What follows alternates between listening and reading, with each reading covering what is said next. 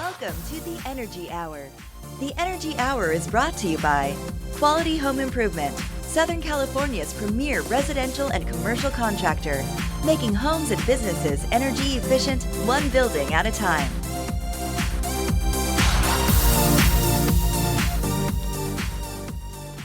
What's going on, everybody? TGIF. Happy Friday, everybody.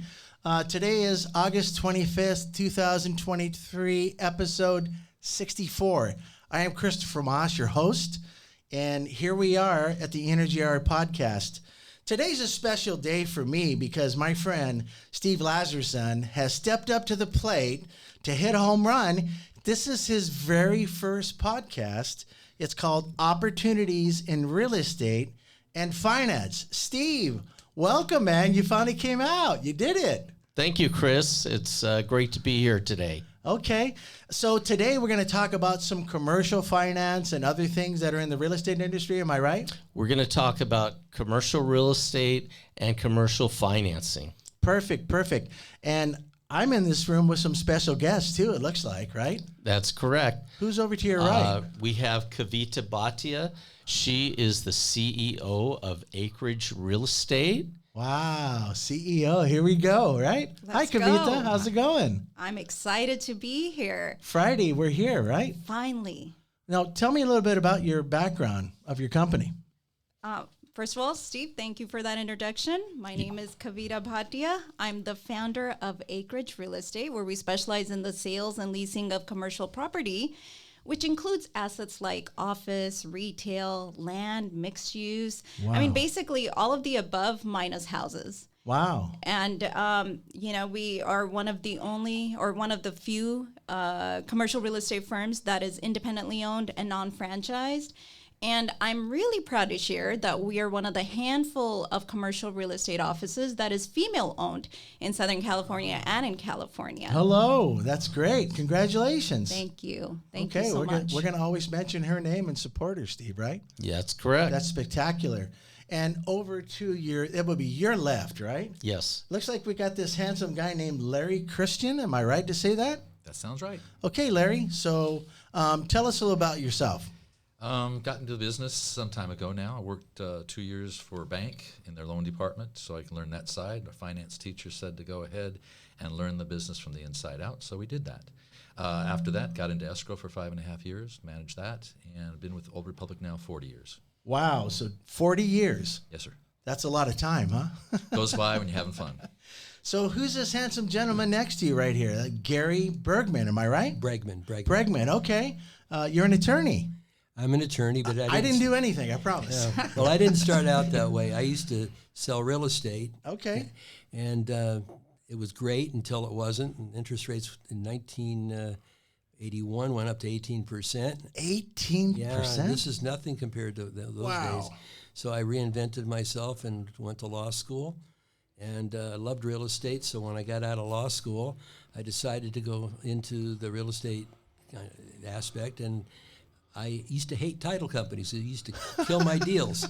And I worked so hard getting listings, so I figured I'm going to be friendly to the real estate community, and I'm going to learn title and close deals. And so I started out that way. Then I went to a law firm for a few years, practiced real estate law, did some litigation. And then 35 years ago, this month, I had the opportunity to become in-house counsel for Old Republic Title. Wow. And did that for a long time, was in management and underwriting, and then I became a sales rep, commercial sales rep, and Larry and I worked together. I feel about 10 years that I've done being a rep and closing deals all over the country.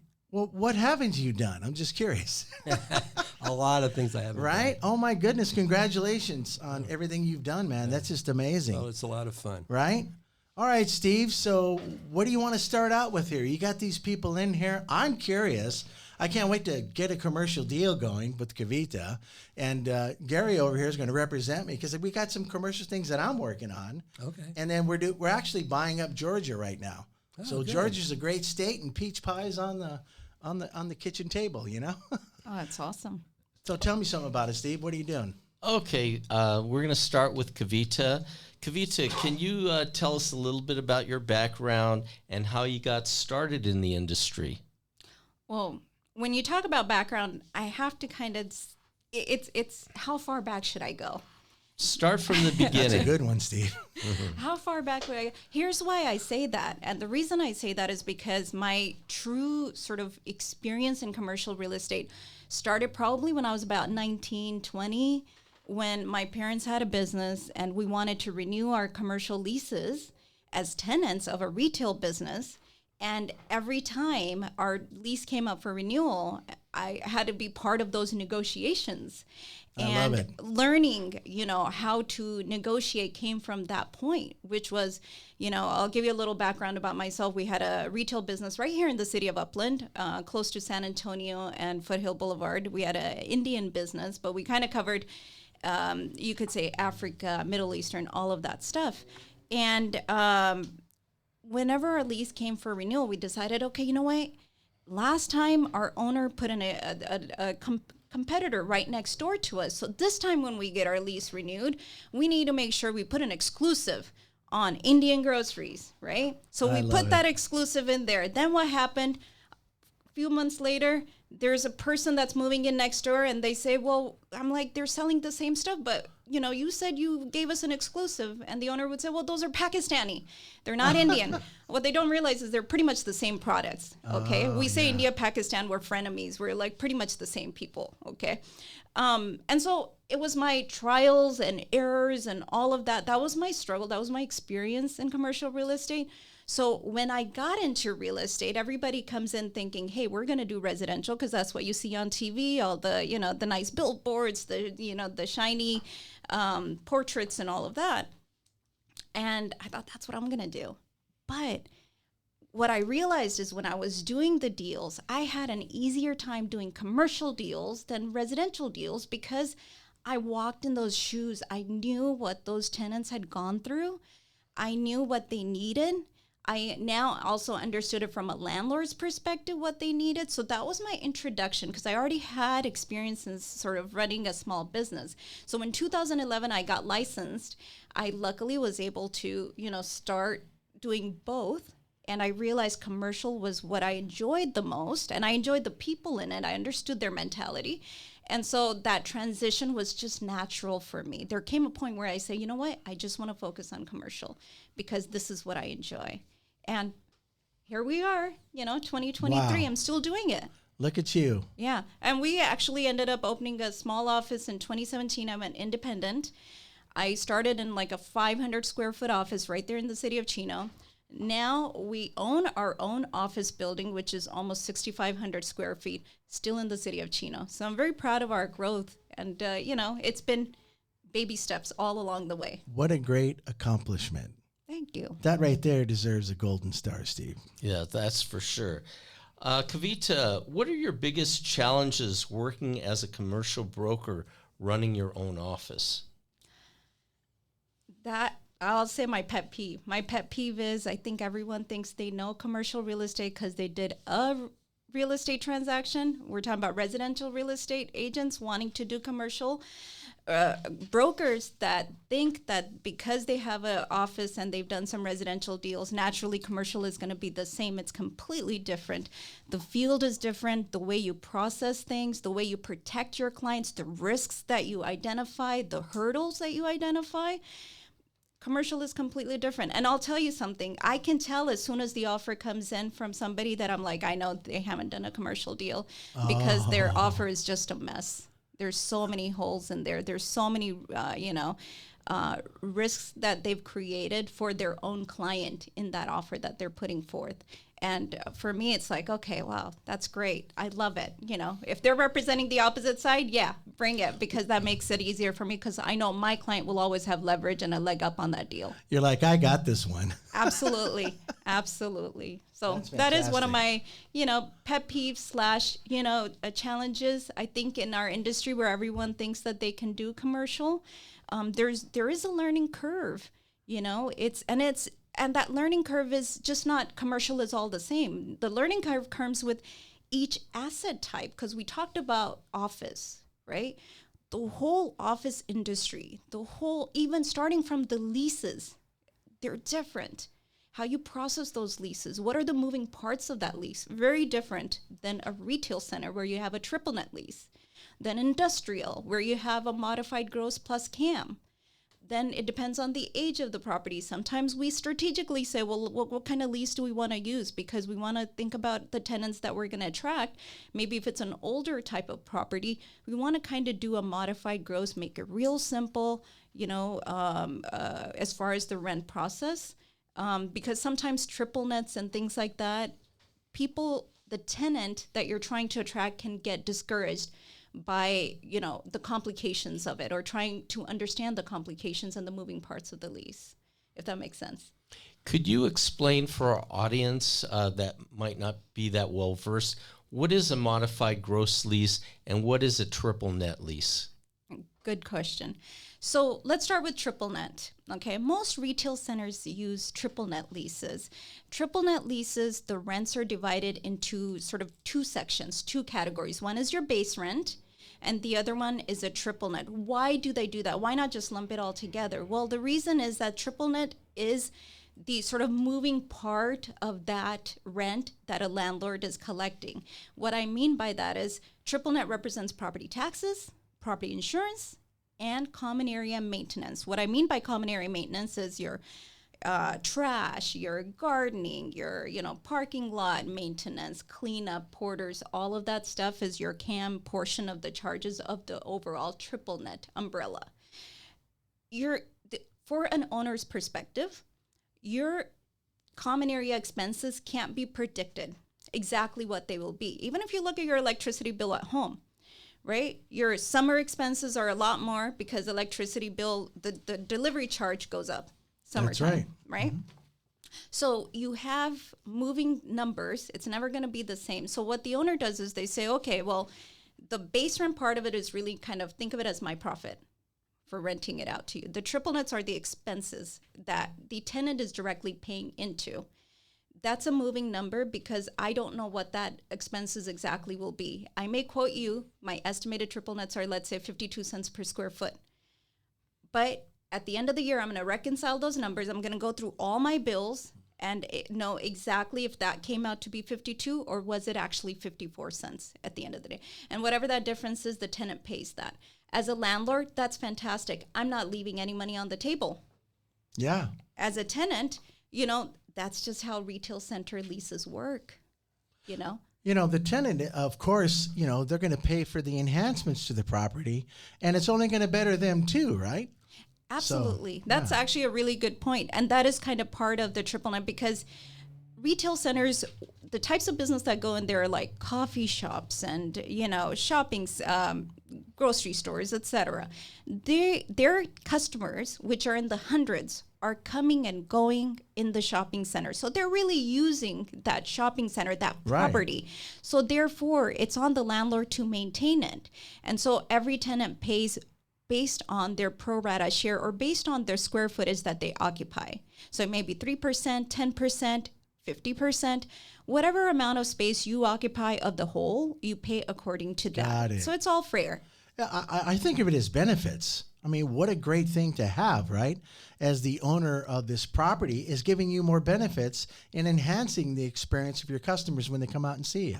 Absolutely. And as an investor, you know exactly what the expenses are. Those expenses are going to get passed down to the tenant. And the base rent part of it is really your net. And it's, when you go to a lender, it's nice and clean. You know exactly what sort of how much you're going to net from the property, what you're taking home. And so therefore it makes it easy on the lender, on the, on the investor, and also on the tenant, because the landlord does have to give you what those expenses are. They can't just make up the numbers. And if a smart tenant can control those expenses too, you can say, hey, I'm okay with triple nets being sort of unpredictable, but at the same time, I don't want those CAM charges to go up more than 3% annually. Gotcha. You can add that to your lease. So you can add terms in there to control the increases of your triple nets. Now, you asked about modified gross. So generally they're used in industrial buildings, or they're used in like older office buildings or older retail centers. It's just the base rent part of it. So the base rent part of it is what you're charging, and then the owner is going to then pay the expenses separately outside of that. So it's not going to be two separate numbers. Yeah, that sounds great. Wow. Awesome, right, Steve? That's great. That's a good I information. didn't even know that. And you know what? I like that because it's a benefit to the person who's leasing the property. I dig that. That's kind of cool. Absolutely. I'm glad I could make it interesting for you. No, for sure. I want to rent now. Let's go. Okay, I'd like to speak to our two title gentlemen right now and ask you guys, what's the difference between a commercial and a residential title policy? Okay, well, thanks for asking. There's a big difference. In residential, which is what I used to sell, residential real estate, I just expected that a property owner buying a house would just get a title insurance policy protecting him, that he owns the property, he's paid $1 million for it, and he has a loan for 80% of the value, and there may be some things on the title that might be kind of surprising, but not more or less. It's a pretty simple thing. In California, we have in the the residential purchase contract, the California Association of Realtors, which is a standard form, it allows for and tells the default policy for title is a homeowner's policy. And basically, it's designed to protect people that are buying 1 to 4 residential units against all kinds of risks, including anything that's recorded in the public records that are like old deeds of trust that may or may not be shown. If the title company misses a recorded document, the title company's on the hook. If it's going to show conditions, covenants, and restrictions, perhaps you might want to build a second story on your home, and there may be a restriction in the residential area. When the developer put the property up as a subdivision, he only wanted single-story homes. Well, you have to read those restrictions and see whether or not you can build up. And we've had title claims where we messed up. We didn't really pay attention, and we ensured that the buyer had the ability to build a second story, and the neighbors disputed it. But we're very careful. Sometimes the title company doesn't see these risks. And so the other thing that is really interesting about the homeowner's policy, there's two forms. There's the California Association homeowner's policy, and then there's and that's from California Land Title Association form, and then there's the American Land Title Association residential policy, which is almost exactly the same. It's out nationwide. It's not just in California. And so the difference between a commercial and residential is that the homeowner's policy does protect some from recorded matters and some off-record matters. For instance, let's say your fence is encroaching on the neighbor's property, or let's say there's you're encroaching in some way, or you're violating some kind of right of your neighbor, or someone's violating your rights. Essentially, the homeowner's policy does protect even some off-record matters, but it's only a 1 to 4 residential, so it's single family, duplex, triplex, or fourplex. But that doesn't cover the other things, the commercial transactions. And you want me to go into the commercial? Sure. All right. So I actually have a map in front of me a deal that I did on an industrial park in Northridge, and I know the owner. The owner was in joint venture with somebody else. They owned 60 industrial properties. Wow. And they were going to have a business divorce. They didn't want to be partners anymore. Uh-oh. So I did title work on all of those properties. I met with one of the owners. I said, okay, here's the title. And you know what? There's a lot of problems here. There's a lot of matters that are recorded against the property, but there's a lot of things that you may not know about that you probably ought to protect yourself against. And so essentially, the two former business partners decided to divide up the properties, I guess 30 for one and 30 for another. And 2 years later, they decided to do a concurrent 1031 exchange where they exchanged, one partner got 30 properties, the other got the other. And it was, and I insured all of those 60. Now, what was that insurance? Well, we insured an owner's policy, and one of the parties, I believe, wanted an extended policy because they wanted to have survey coverage. So American Land Title Association offers an owner's policy that not only insures against recorded matters from the county recorder, but off-record matters. So a survey is basically purchased by the buyer, and a surveying company or an engineer will go out to the property and find out where the property lines are, any unrecorded easements, sewer hatch covers and railroad spurs, anything like that that you wouldn't necessarily see on the record. And the commercial,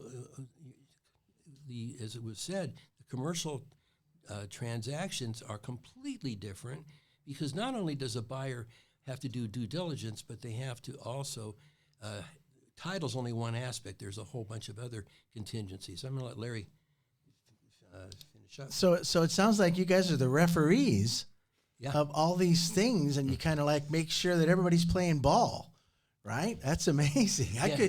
That's a lot of work. Well, it's also like as long as there's a commercial real estate broker or an attorney or somebody that is involved with it that can lead the way, but people, the amateurs, they shouldn't touch a commercial real estate Sounds pretty transaction. complicated if you don't know what you're doing. Yep. Wow. What do you say to that, Larry? Can you enhance upon that? I mean, Gary just kind of laid it out there, but what is your additions to that? I let Gary do this talking because he is an attorney. Of course. He's got it down. I'm raising my right hand now. Don't worry. Yeah, don't surrender. But yeah, there's many things we've run into over the years that we need to continue looking at things, and commercial has presented a number of issues. Same in residential. We talk on the foreclosure issue that you're kind of eventually going to go down that trail, but title is a very unusual spot that people really don't understand. Oh, wow. That's fantastic. Okay, Wow. so when you want to go down that, let me know, and we'll share a few horror stories because there's a lot out We've there. got a lot of wars. That could be an episode by itself, right? The horror stories of real estate, commercial and residential. And the same things Wow. that we're covering here right now. I mean, we've only a little snippet of things. We can talk here for hours on every different, where you get into endorsements for commercial, because we do educate some of the banks on that, because their people want to know more about what goes on, how they can insure themselves and protect themselves, as well as, how does the public protect themselves. So those will bring out, and there's companies out there right now that are advertising that they, protect your title. The recorder has to record things. They are out there doing things, and whether they know it or not, they're paying a fee when they record documents for fraud protection, because they do have a fraud unit at Of the course. recorder's office. But it's also something that happens after the fact. You don't get Really?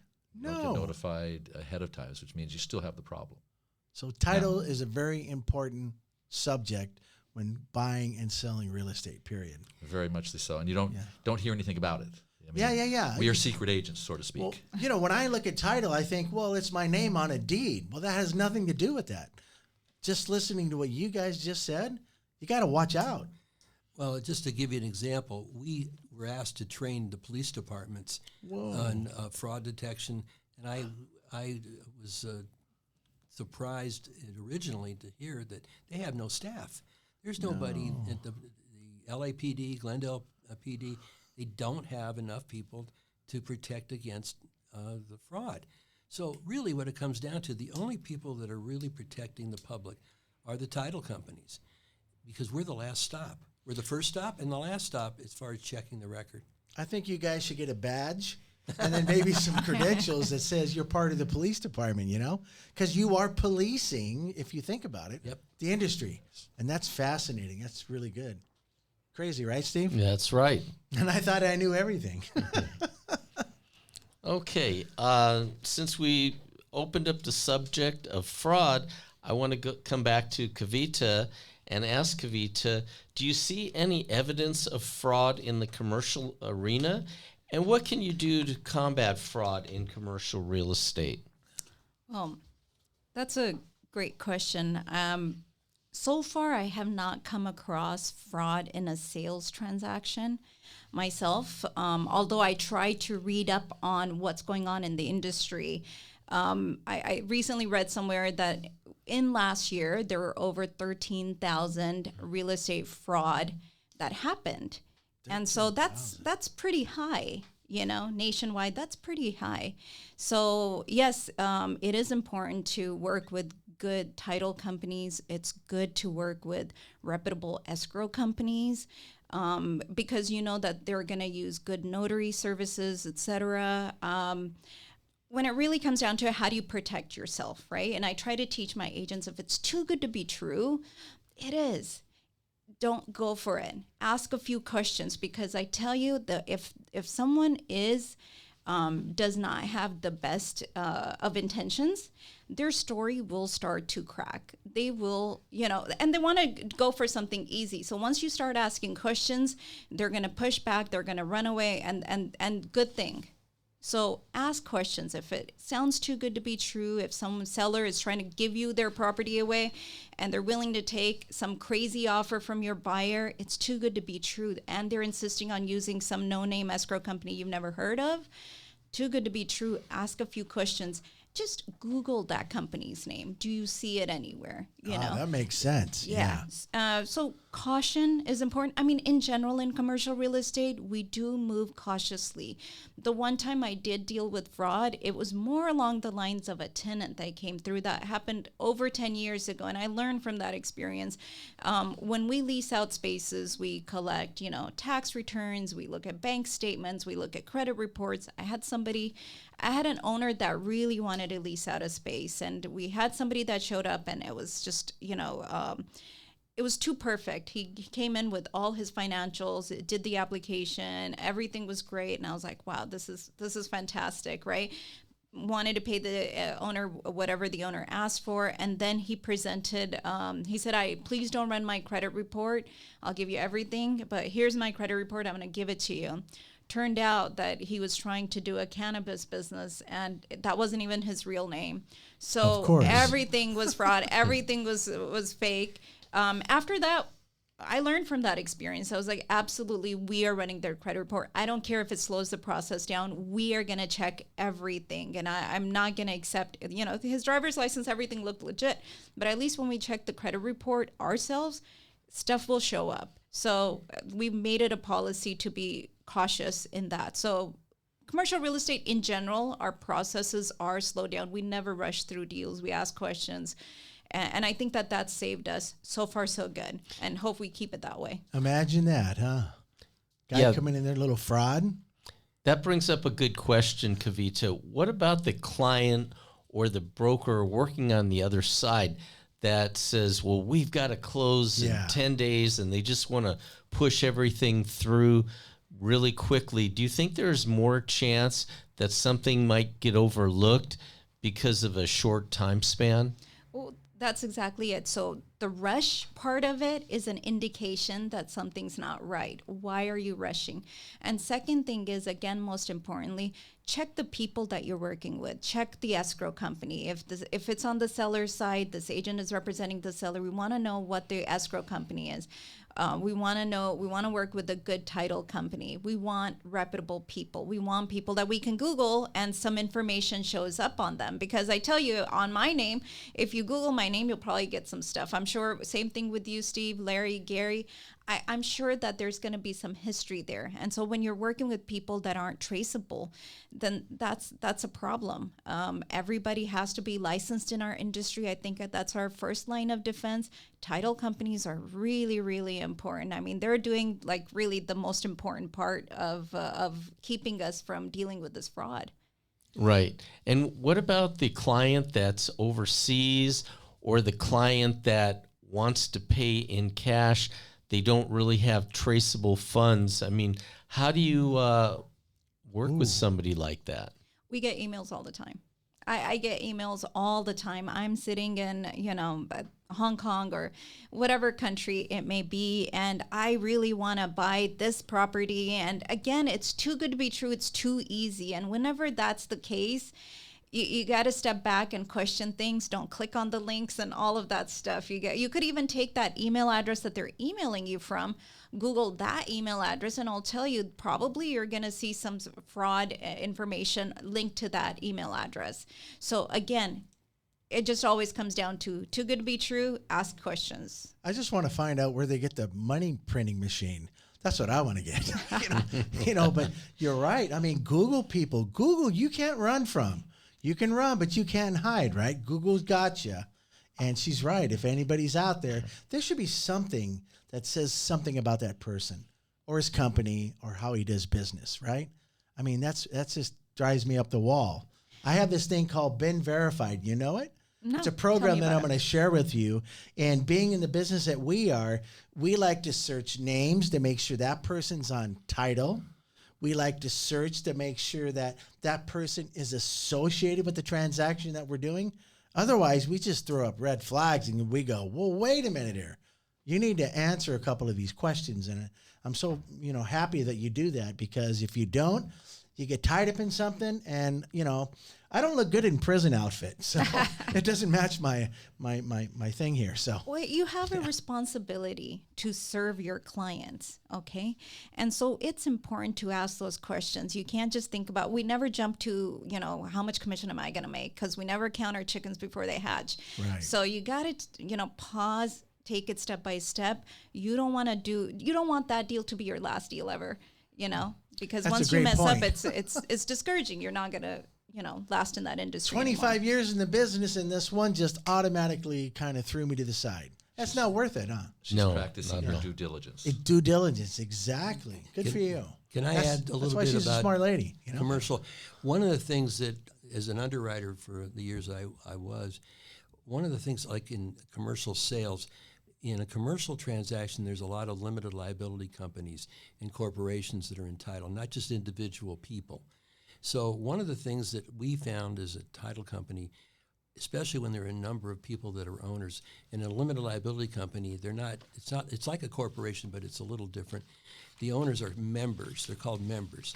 And especially in families, when there's a family involved or there's a lot of family, problems, especially as nowadays properties are changing hands because the baby boomers are handing over Right. the property through either their trust or their probate issues that are coming up. A lot of these operating agreements, which are the constitution of how the property should be handled, you have to read those very well, because quite often you need all of the members to agree on a sale or a loan. And if one of them dissents from the sale, the real estate broker is an example taking the listing.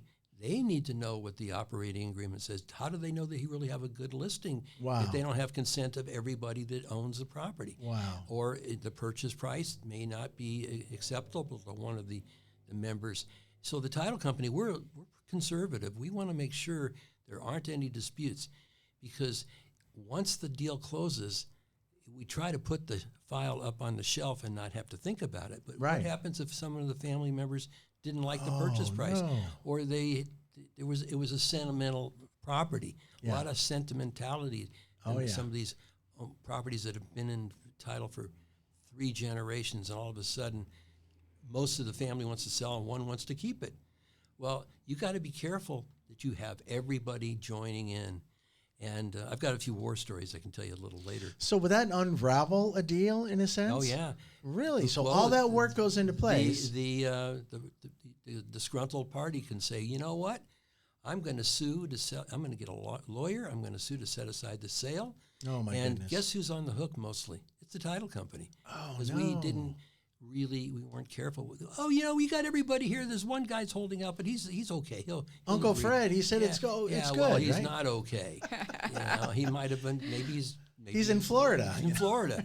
Can't get hold of him. And just like Kavita said, they're in a hurry. They're in a hurry. No hurry. So an LLC throws up a red flag to make sure that you have all the members' We signatures. want to make sure we have to have an operating agreement to see who are the people that can object or consent. Sometimes it says 2 of the 4 are okay to do it. All right, fine. But that's not always the case, in fact. Wow. And Who this is knew? on loans, too. Yeah, I would have definitely missed that one. If I may add to what Gary said, it's very interesting what you mentioned, because we deal with LLCs and so on all the time. And so there was a sale that I did. It was a nonprofit. And I don't know, nonprofits have operating agreements or what it is, but whatever that document is called, we were about to close, and the title company that we were using, they said, oh, well, I don't think we can close yet, but because there's this one requirement that we found in the paperwork, and we need proof that that's been done. And the requirement was that this was a church sale.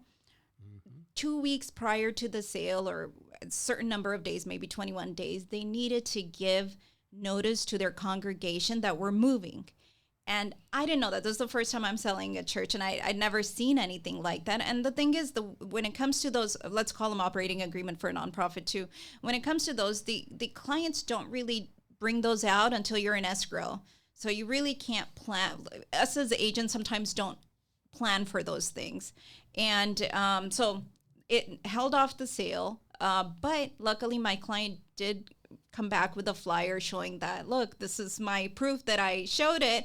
And I think we just had about 3-4 more days wait in order to close, to meet that requirement. But it's very impressive to me for a title company to go that far deep and find those details. And I think they're real heroes in those deals. It's annoying to us because let's close. We're done with everything. Everybody got their loan and all of that. Now why do we have to wait? But of course, we don't want the deal to, dismantle or come apart because of something a box not getting checked off properly. So I really appreciate the work that they do. That's a lot of work, guys. Congrats, Everybody else I would have faltered. Sorry. I'd have been like, wow, what do I do next? Right? I have another example of something that came up. I had a client that they're paying off a $14 million loan. Ooh. Okay. And so my escrow officer calls me up and says, Gary, I know this is your client, but the payoff demand, which is the bill to pay off for the lender, it had a requirement not only to pay off a certain amount of money and per diem interest, but it said that there was a provision in there that if the lender found out after the close of escrow and doing an audit that the borrower was owed more money, that they could come after the borrower and get more money than they were paid off, even though the demand, the bill said everything it was. And so I said to my escrow, I want the seller to approve this demand, and we want an indemnity from the seller that if something goes wrong, they're not going to come back to the title company and say, well, you paid off this loan and now the lender's objecting. Well, guess what? We want you to protect us, Mr. Seller, because your lender is playing games on you, and we don't want to be caught in that game. So, and we got the seller to indemnify us, to protect us against the bad lender that has this wiggle room, and he signed the consent that he wanted to go forward. But we get caught in this stuff, and even if we're right, we're wrong because we have to pay all these attorney's fees to defend the buyer or the lender, which is fine, but it costs an arm and a leg for defense costs. But title companies, that's what we insure. We insure the borrower or the lender, the lender or the owner, new owner, that they have good title. Wow, that just kind of blows me away, the depth that somebody will go to try to put a hook in there, even a church. Wow, right. You just got to cover your bases. I take it that was an independent church? Yes. Okay. Yes, it was. I know the Catholic Church or the Episcopal Church, their corpus owns their building. So you go through the main offices versus the other. Got to get the Pope to sign off, right? There you go. No, but that's interesting. Even a 501c3. Right. Amazing. Wow. Maybe I should be a 501c3. I don't know. What do you say to that, Steve? There's so many nuances to these transactions. And some people think, real estate, I can go ahead and do things on my own. I don't need a realtor. I don't need this, that. And then they find out that they're missing a lot of important components because they don't do this every day and they don't do it for a living. And later on, the transaction closes, and then all of a sudden there's a lawsuit because they tried to save a little money on a commission or somewhere else, and then it all blows up in their face. Oops. My goodness. Well, we talk about nonprofits, and me and Steve did a deal with nonprofit, right? We did that Right. loan, and it wasn't easy because not a lot of lenders out there want to work with nonprofits, and because they want an individual to do like a personal guarantee on the loan. Am I right, Steve? Right. And in the loan that we did, the person who was the director of the nonprofit, he said, I'm not going to sign a personal guarantee because I'm not getting a salary. I do this basically, just to help out, which we can understand.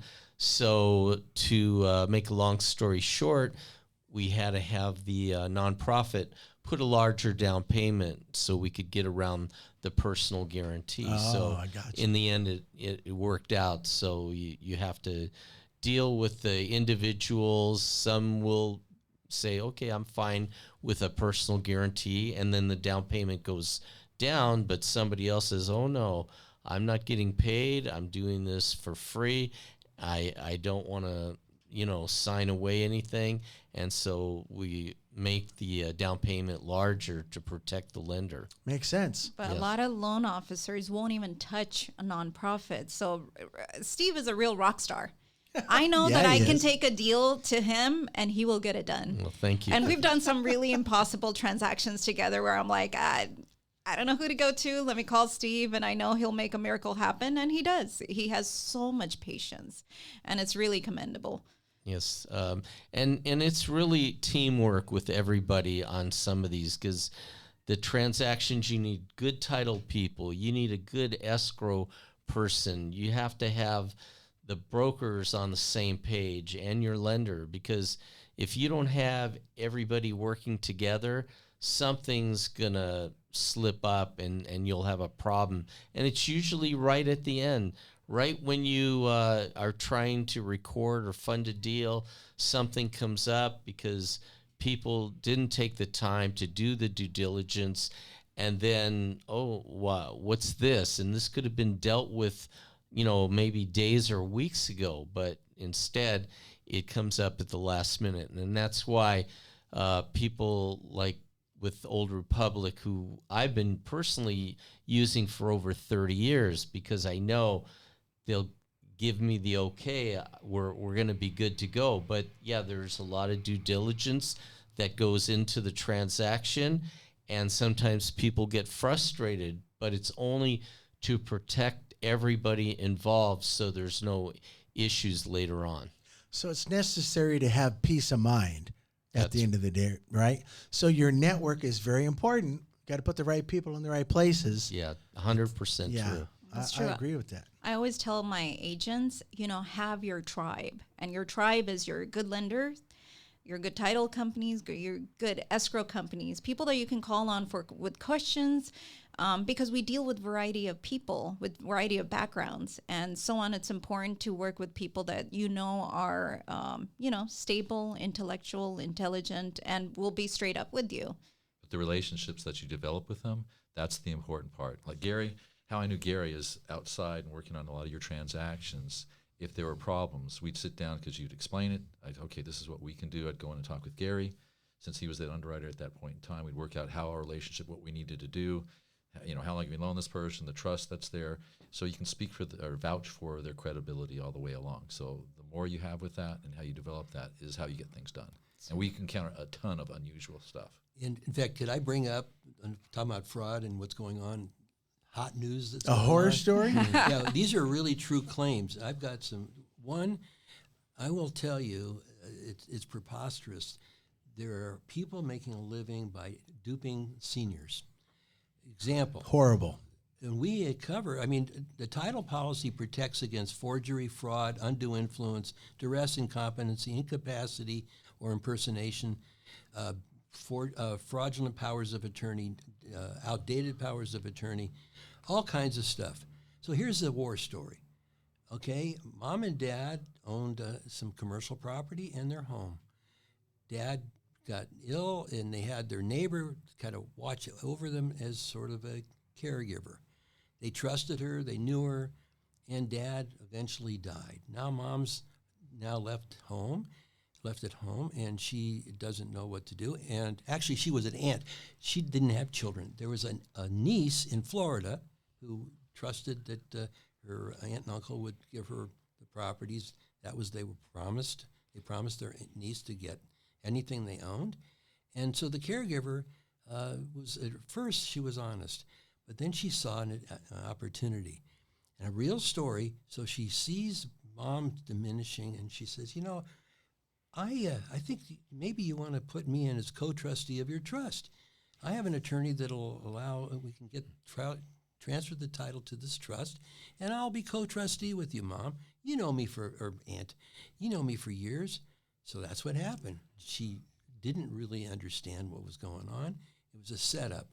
And so the lady, the widow, the aunt, she transferred the title to her trust, but now the real estate was owned, not only the shopping centers and the commercial buildings, but their home. And then she was put into a senior care facility. Now, caregivers ready to work. So she ends up listing the property with a broker, and they sold the property. And not only that, it was to her own LLC that she owned herself at a big discount, all the properties. And the title company, it wasn't our title company, but we represent other title companies. We're a title insurance company and an agent, but one of our agents wasn't careful and didn't see that the signatures were really of the aunt. We do a check, the old signature, which she used to have her signature look like, and then today it was barely legible. And when you see signatures that are different than they used to be, we ask questions. Is she competent? Is there some undue influence going on? And that's exactly what happened. So anyway, the aunt died. The niece comes back from Florida and is ready to close up the estate, and there's no money because everything was drained, and this caregiver is long gone, and the title company's on the hook because it was a fraudulent transfer and impersonation, undue influence, and those are the kinds of things that title companies have to protect against. I could go all day talking about this stuff, but it's a real problem. It's a profession that it's like the drug lords and these are people that are really just piece of work, Yeah. right? I mean, Wow. that's what I want to say. Yeah. How do you have the consciousness to do that to somebody who's a friend of a family member, and then now they're in Bora Bora driving their Mercedes, sipping a Mai Tai, and not caring about the world? That just bugs me. I'm sorry. They should have another department, where they slide people down cheese graters and stuff. It'd be kind of. I'm sorry about that, but I'm an ex-police officer, so I like to just pull the gun out and just hey, there you go, and, executioner and everybody. But that poor lady, she really got taken advantage of. Yeah, and then the niece who really was counting on, her, she was going to get the properties. She did make a title claim, and the title company ended up paying her. Really? Yeah. Good Yeah. for that. She hired That's an great. attorney to do it. Of course. But that's what happens. Wow. I could go on all day about it. Wow. I want to hear a few more one of these days. All right. We're going to do the horror stories of Gary Bergman, of the title industry. That's amazing, man. That just blows me away. Part of it, since you were with the police department, wire fraud is a big issue that goes on today. I mean, every escrow's having to battle that. You're having to battle that with your buyers, sellers. What do you mean, wire Very fraud? cautious. Everybody can get hacked today. What? So your buyers, let's say you send out a email, Correct. and you need to bring in XYZ or wire this in, people that have already hacked your system will change the wire numbers on here. Oh, even no. Even demands coming into the title company are changed. So the monies are diverted somewhere else? Yeah. Yes, sir. And that's that's a common thing, wiring, right? Huge. I do it all the time. Maybe I should check my account when I leave here today. Yeah, well, one of the good What? things that escrow companies have done is they're very cautious in trying to deal with this fraud. So what they do is when a buyer opens escrow and they're supposed to wire their security deposit or earnest money deposit, to escrow companies. Escrow companies don't give out their entire account number. They will say you have to call our office and then give us the and talk to whoever that escrow officer is, and they will give you the rest of the account number. And I know sometimes buyers are like, why do I have to do this? I'm a busy person. I don't want to deal with this. I have very limited time. I can just do this on my desk. Why do I have to do it this way? And as brokers, we have to explain to them the importance of, again, caution, slowing down, and the reason why we have these sort of hurdles that look like hurdles. They're to protect you so that your money goes to the right person, the right account. And once it's lost, it's lost. You can't get it back. I think there's a family in San Diego. This was like 2 years ago. Maybe some of you remember. I think they had saved up like $700,000 to buy a house in San Diego. And when it came time to send their down payment in, they wired over the $700,000, and of course, escrow never got it. No. Somebody stole it, and I think they tracked it down to someplace overseas. And Nigeria, it's just the most unfortunate. Oh my goodness. It's all over the What? world. Yeah. Oh my it's God. all The other over is the world. fax machines. Old tech, you can't hack that. So, Oh, yeah. okay. There you go. Yeah. so we're using that also. Yeah. AI is here now. We're wiring. We're through telepathy. We're doing things. It's just crazy out there. So, yeah, careful. Got to be careful. Absolutely. Wow. Absolutely. All these stories, Steve. Right. I mean, this is why you circle yourself with people that have been in this business for years, that know the ins and outs and the profession of this business. And I like, what Kavita said, slow, take your time, don't rush. That's smart. Yeah. Big red flags. Yeah, big red flags. Yeah. Can you have it done tomorrow, Bob? Whatever. No, Well, again, it just comes down to whenever once you ask them a question, the story starts to fall apart. It's just we have to be, and I think that the thing is that when there's newer agents, they're sort of afraid to question clients. They're susceptible. Yeah. Absolutely. And, they're so eager to want to do the deal. And I don't blame them because especially when you're new, you haven't seen money in a while, right? Real estate, it's a hard business to start making money off of. Yep. The first 6 months are a real struggle for most agents. That's when you're really vulnerable to not ask questions, not have the confidence to explain things to your client. You're just basically, listen to your client, what they want. You're like, yes, I'll do it. You're trying to you service them. But one part of customer service when it comes to real estate is asking questions, not just kind of doing what the client wants. You know what? Forget cutting that corner. Right. Because if you do, it can be catastrophic, obviously. The ant, right? Can I bring up another example? Absolutely. Especially like with Kavita when she's getting a listing. One of the things you don't want is to have the deal crash at the end. And so you do your due diligence and check the title up front. So quite often when you get the listing, we'll be asked to do a title report early on before they even market it. And then I'll go over the title report or the title commitment because there's two forms of reports. There's a preliminary report, which is generally in California, but in commercial, there's also the title commitment, which is a little stronger commitment by the title company that they'll issue a policy. Either way, you're previewing what the property looks like on like a legal X-ray. That's what I like call that. it. So what happens if there's an old loan that never was taken off the record, but mom and pop paid it off 20 years ago, but they never got a reconveyance? Oh, well, no, yeah. And let's say it's a pretty big loan. If it's a little bitty dinky loan, $2,000, $3,000, we're not talking like that. We're talking $100,000, $500,000. Title companies says, you have to clear that. Well, my advice to all the people listening to this is they better keep their records handy. Don't destroy your records when you're cleaning out and you're thinking of moving. Keep all of your old closing documents, all the escrows that you closed, all the refinances that you've done. You have to have proof of the payoff because the title company is going to ask for it. And a lot of these lenders are out of business. So where do you go to prove that you paid off the loans? So you should keep the records. Don't destroy. That is the worst thing you can do. Anything in real estate. Well, I'll just go from the title point of view. Okay. All All right. right. I don't want to comment on other things, but I do personally because I have investments. I keep my records, and I how much. It'll cost you because at this point, the title companies are going to ask for twice the amount, and you have to post a bond, and they don't come cheap. So Whoa.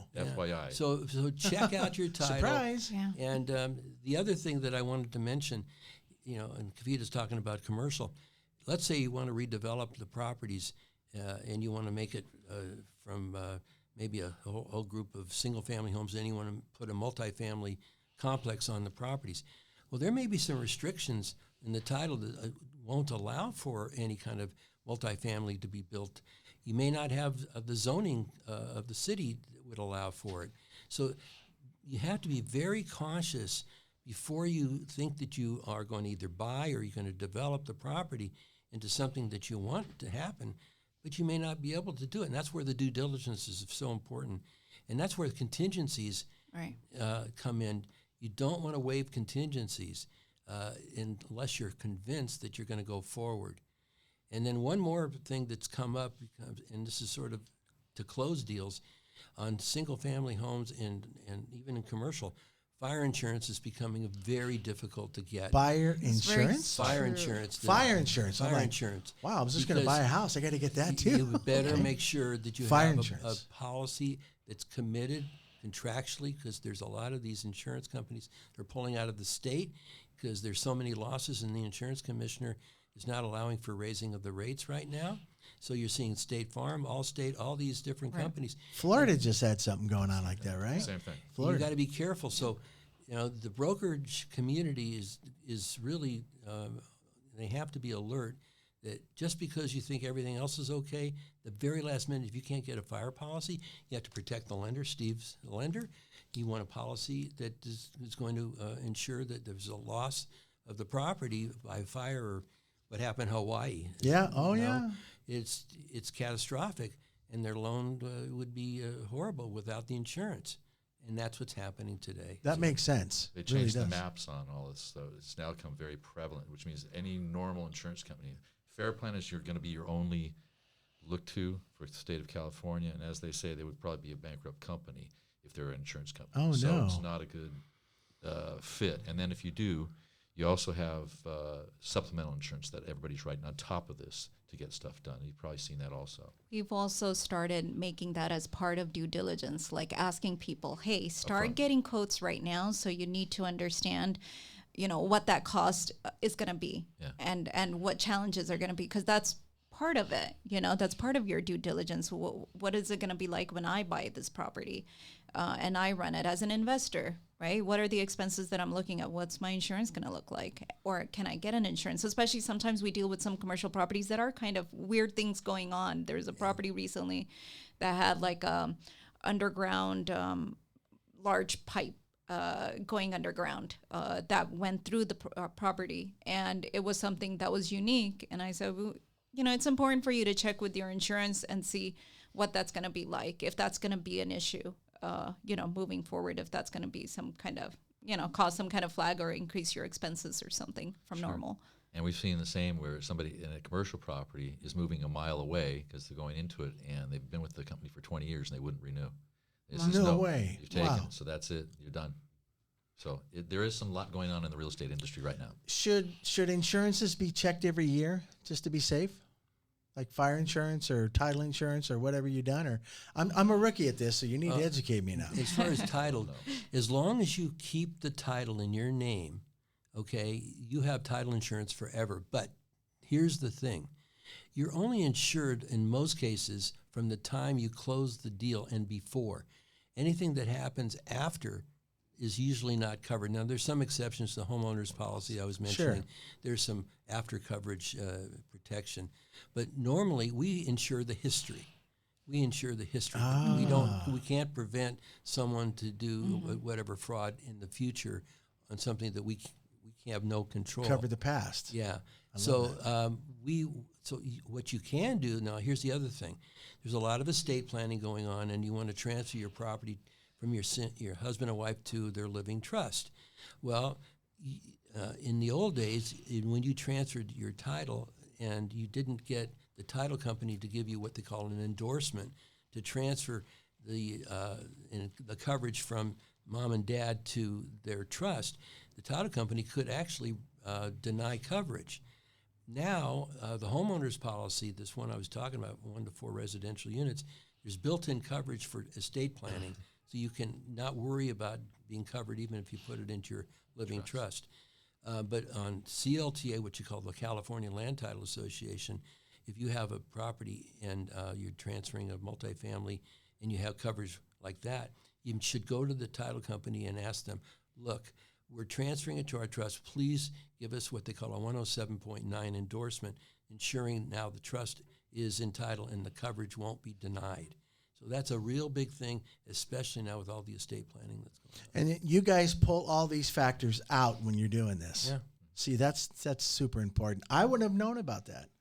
I would have been a victim. Sorry. A lot of people don't. Wow. Yeah, a lot of attorneys don't even realize, state attorneys don't realize it. And Incredible. that's part of our thing.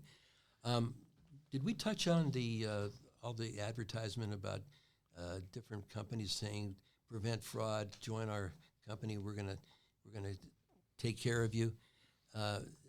No, we haven't Okay. talked about that. Larry and I wanted to bring that up. Larry, you want to talk about that? Well, there's companies that are saying that they can prevent things. No one can prevent something from happening. They can only tell you after it happens, okay? We don't have the ability to do that. And you probably heard the same commercials also. And I have realtors calling, asking those questions.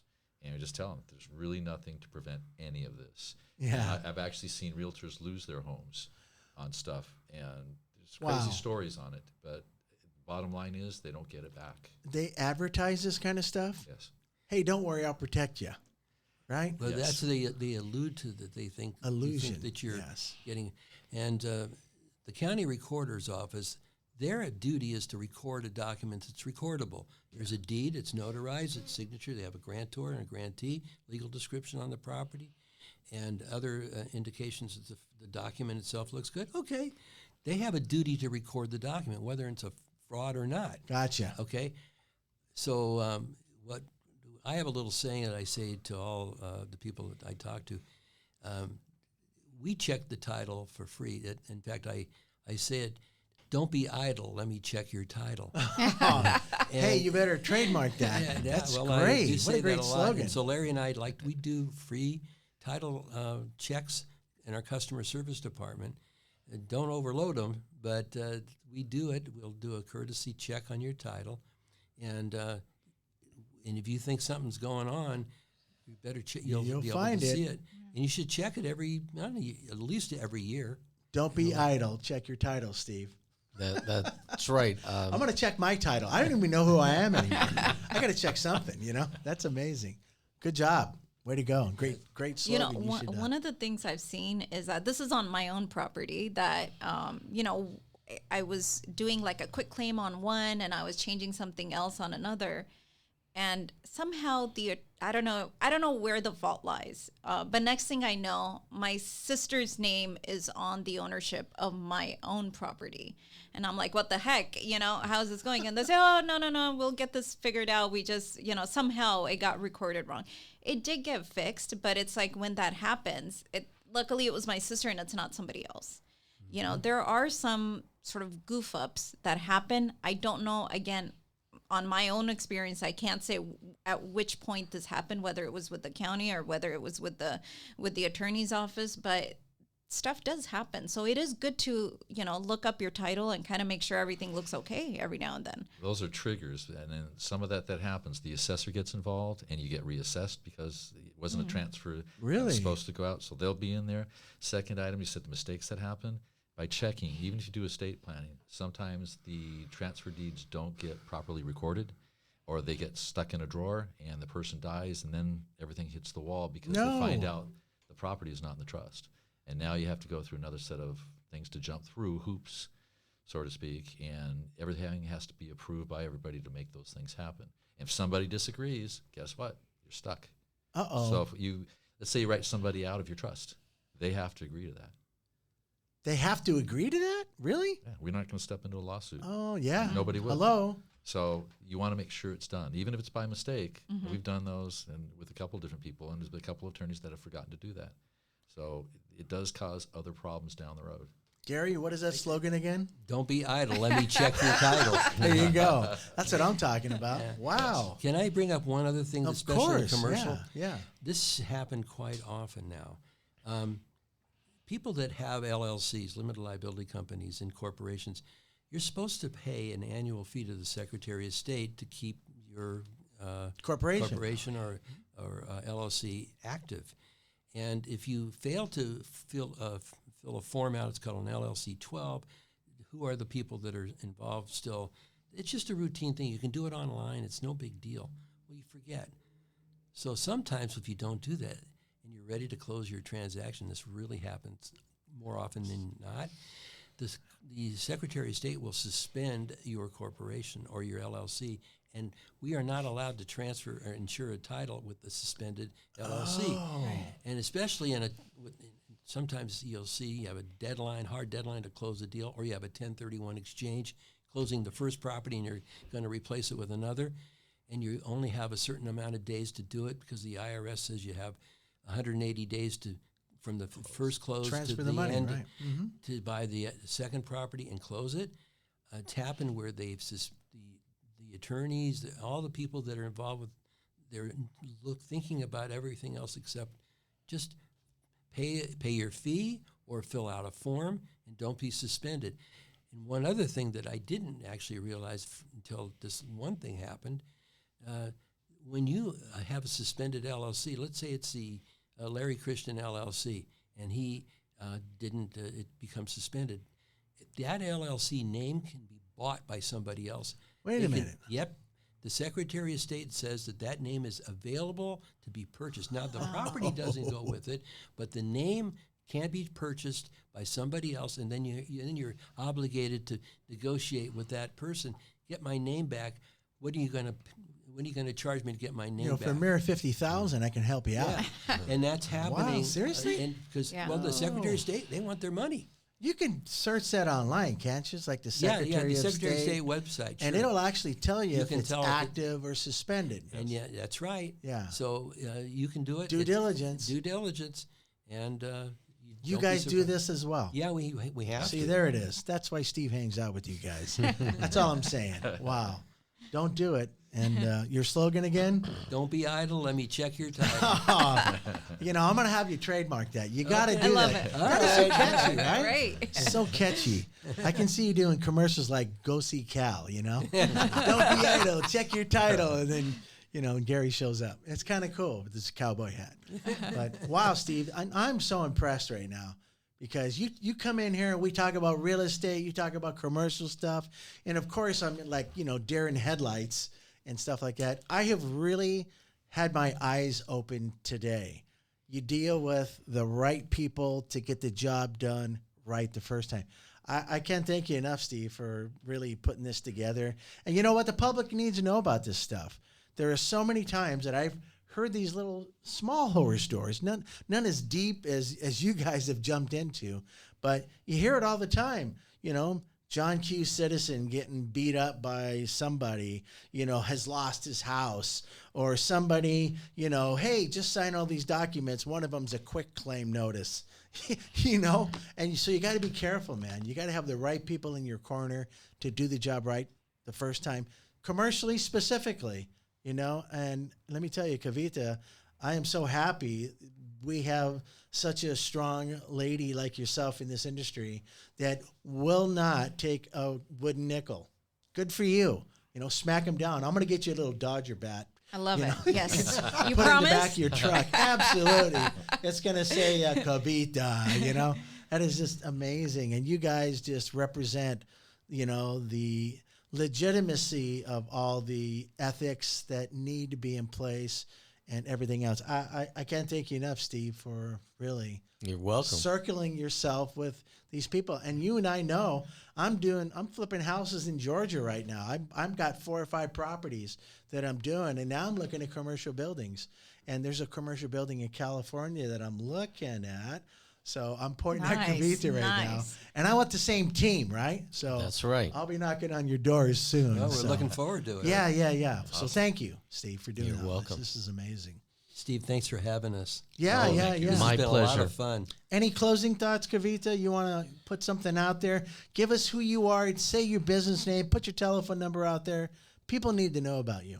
It's a pleasure to be here. First of all, Steve, thank you so much for the invitation. This has been so much fun. Christopher, you've made it such an easy experience. Of course. Lastly, my name is Kavita Bhatia. I'm the founder of Acreage Real Estate. We're one of the fastest growing commercial real estate offices in Southern California. We love serving our clients.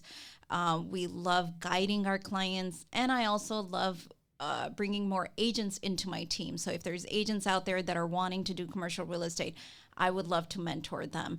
My name is Kavita Bhatia. My office phone number is 909-606-1505. Thank you so much.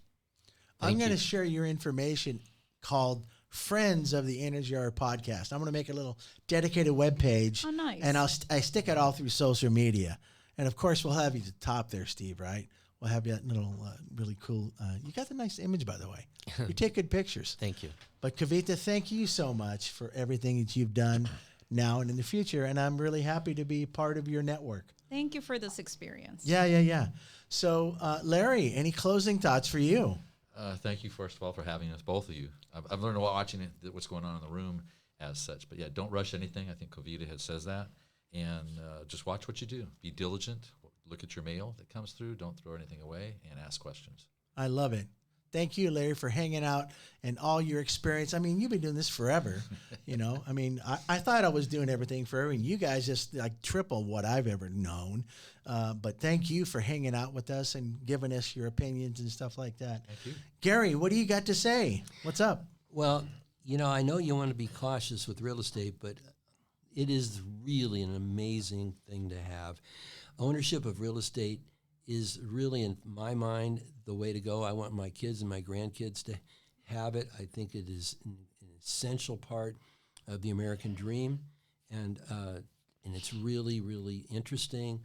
I love it, and I'm just so grateful that I'm in this industry for all these years. It's just a lot of fun, and I just want to thank you, Chris and Steve, just again, and meeting Kavita. You're really something else. Thank you. Right? Thank you. Well said. I enjoyed your stories. Yeah. We're gonna do an episode on, we'll have some scary noise in the background, and you'll chime on in and scary stories of things that have not gone right. Thank you, Gary, for everything, and congratulations on all you've done. You've been in this forever.